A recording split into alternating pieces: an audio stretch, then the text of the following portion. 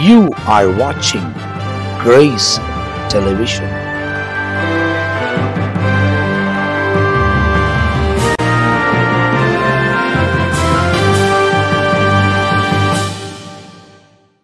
கிறிஸ்துவுக்குள் அன்பான தேவ ஜனங்களே, உங்கள் அனைவருக்கும் ஆண்டவர் இயேசுவின் நாமத்தில் வாழ்த்துதலை தெரிவித்துக் கொள்கிறேன். கர்த்தருடைய கிருபையினால் இயேசுவோடு பேசுவோம் வாருங்கள் என்ற இந்த செய்தி உங்களுக்கு மீண்டும் மீண்டும் சொல்லி கொண்டிருக்கிறோம். ஆண்டவர் எல்லாவற்றையும் அறிந்தவர் என்று கடந்த தொடரில் உங்களுக்கு 3 செய்தி நாம் கொடுத்துருக்கிறோம். எனவே தொடர்ந்து ஆண்டுடைய வார்த்தையை கேளுங்கள். தேவ வார்த்தையை கேட்டு, தேவ வார்த்தையை தியானித்து, தேவ வார்த்தையை சிந்தித்து, தேவனுக்காக நீங்கள் ஒப்புக்கொடுங்கள். கர்த்தர் உங்கள் மேல் வைத்த நோக்கம் நிறைவேற்றுவதற்கு, உங்கள் பிள்ளைகள் வாழ்க்கையில், உங்கள் குடும்பத்தில் நிறைவேற்றுவதற்கு அவர் வல்லமையுள்ள தேவனாக இருக்கிறார். சங்கீதம் 1:6 பாருங்கள். சங்கீதம் 1:6 இப்படியாய் வேதம் சொல்லுகிறது. என்ன சொல்கிறார் பாருங்க. ஆண்டவர் யார் வழியை அறிந்திருக்கிறாராம்?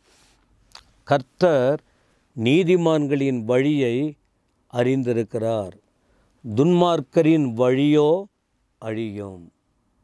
ஆண்டவர் எல்லாருடைய வாழ்க்கையும் அறிந்திருக்கிறார். எல்லா ஏற்ற தாழ்வுகள், உயர்வு தாழ்வு, சுகம் சுகவீனம், பலன் பலவீனம், இப்படி சகலவற்றையும் அவர் அறிந்த தேவனாக இருக்கிறார். ஆனால் அங்கே என்ன சொல்கிறாரு? சங்கீதக்காரர் சொல்கிறாரு, கர்த்தர் நீதிமான்களின் வழியை அறிந்திருக்கிறார். நீதிமான்கள் ஒரு காலத்தில் அநீதிமான்களாக இருந்தாங்க, அதுவும் அவருக்கு தெரியும். அநியாயமாக இருந்தோம்.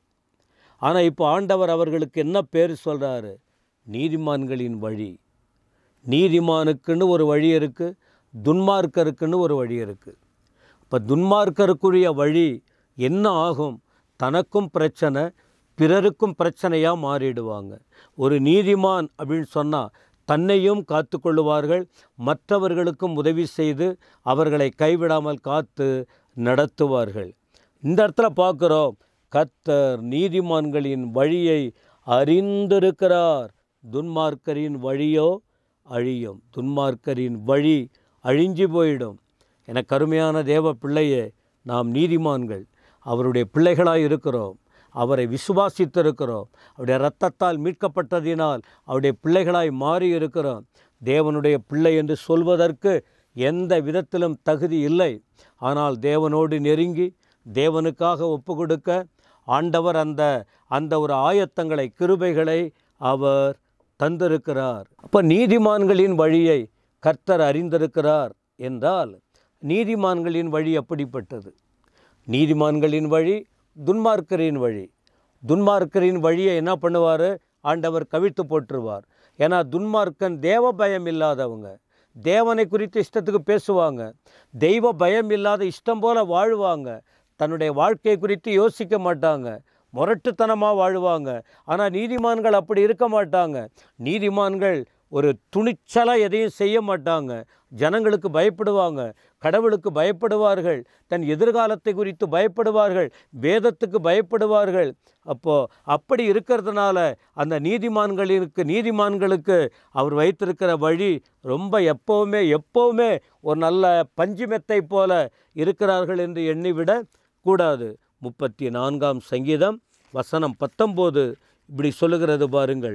நீதிமானுக்கு வரும் துன்பங்கள் அநேகமாயிருக்கும், கர்த்தர் அவைகள் எல்லாவற்றினின்றும் நின்று அவனை விடுவிப்பார். இப்போ நீதிமானுடைய வழி என்ன? ஆண்டவர் நீதிமானுக்காக வைத்திருக்கிற ஒரு வழி என்ன? அது துன்பத்தின் வழி. துன்பத்தின் வழியாக தான் போகணும். பைபிளில் அப்படி தான் நிறைய பேர் இருந்திருக்காங்க. ஆனால் யாரும் கேள்வி கேட்கல. 1-2 பேர் கேட்டாங்க, நீ தேவ பிள்ளையானால் துன்பப்படணும், தேவ பிள்ளைகள் துன்பப்பட்டு தான் ஆகணும். ஏன்னா பரலோகத்துக்கு போகணுன்னா கூட ஆண்டவர் வைத்திருக்கிற வழி என்ன தெரியுமா? இடுக்கமான வழி. விசாலமான வழியில் தேவ பிள்ளைகளுக்கு வாய்ப்பு இல்லை. அப்போ விசாலமான வழியில் போகிறவங்க என்ன, இஷ்டம் போல் வாழலாம், இஷ்டம் போல் செய்யலாம், துணிச்சலாக எதையும் செய்யலாம். ஆனால் நீதிமான்கள் அப்படி போக மாட்டாங்க. நீதியை தான் பேசணும், நீதியாக தான் வாழணும், நீதியின் நெறிமுறைகளை தான் கற்றுக் கொடுக்கணும். அப்படி இருக்கும்போது அவர்களை இன்னும் புடமிட்டு இன்னும் உருவாக்கி நல்லபடியாக நடத்துவதற்கு ஆண்டவர் அவர்களுக்கு காண்பித்திருக்கிற வழி உபத்திரவத்தின் வழி. இந்த உபத்திரவத்தின் மத்தியில் ஆண்டவர் கூட இருந்து என்ன செய்கிறாரா, துன்பத்தின் வழியில் அவர்களை விடுவிக்கிறார். கர்த்தர் கூட இருந்து அவர்களை விடுவிக்கிறார் என்று பார்க்கிறோம். யோபு அவர் சொல்லும்போது, யோபு புத்தகத்தில் யோபு சொல்லும்போது ஒரு வார்த்தை இப்படியாக இருக்கும். யோபு 17ஆம் அதிகாரத்தின் வசனம் 9, 17:9 பாருங்க. யோபு ஏற்கனவே அவர் ரொம்ப கடினமான கஷ்டமான பாதையில் போனவர். யோபை பார்த்தீங்கன்னா அவர் உத்தமர், அவர் நீதிமான், அவர் சன்மார்க்கர், அவர் தப்பு பண்ணுறதில்ல, பொல்லாப்புக்கு பயந்து தீமைக்கு விலகி கடவுளுக்காக வாழணும்னு தீர்மானிக்கப்பட்ட ஒரு மனுஷன். அவர் சொல்கிறாரு, யோபு 17:9 பாருங்கள். நீதிமான் தன் வழியை உறுதியாய் பிடிப்பான், சுத்தமான கைகள் உள்ளவன் மென்மேலும் பலத்து போவான்.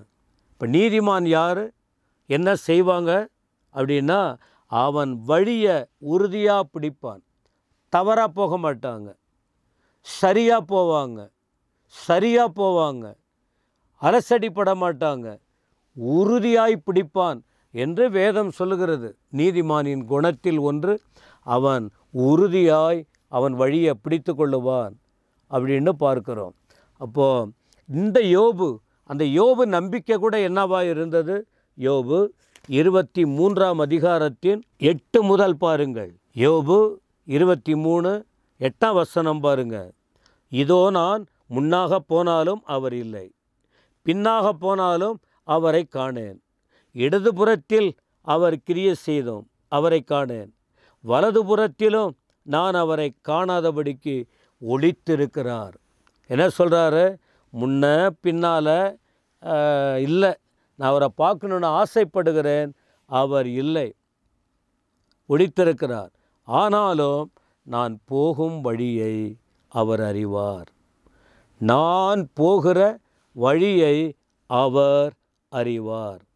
அவர் என்னை சோதித்த பின் சுத்த பொன்னாக விளங்குவேன் என்பதாக இந்த யோபை குறித்து பார்க்கிறோம். யோபு ஒரு நீதிமான், யோபு ஒரு அநியாயத்தை வெறுத்தவர், ஒரு தப்பு யாராவது செஞ்சிருப்பாங்கன்னு சொல்லிட்டு அதற்காக பிராயசித்தம் செய்யக்கூடிய தன்மையுள்ள தெளிவுள்ள ஒரு மனுஷன்தான் யோபு. ஏராளமான பாடுகள், ஏராளமான பிரச்சனைகள், வியாதிகள், இழப்புகள், பல சூழ்நிலைகள் வந்தது. ஆனால் கர்த்தர் மேல் நம்பிக்கை வைத்ததினால், ஆண்டவரை பிடித்து கொண்டதினால், உறுதியாக அவர் இருந்ததனால அவர் நம்பிக்கை வீண் போகவில்லை. எனவே எனக்கு அன்பான தேவ ஜனமே, ஆண்டவர் நீதிமான்களின் வழியை அறிந்திருக்கிறார். எல்லாருடைய வழியும் அவருக்கு தெரியும்.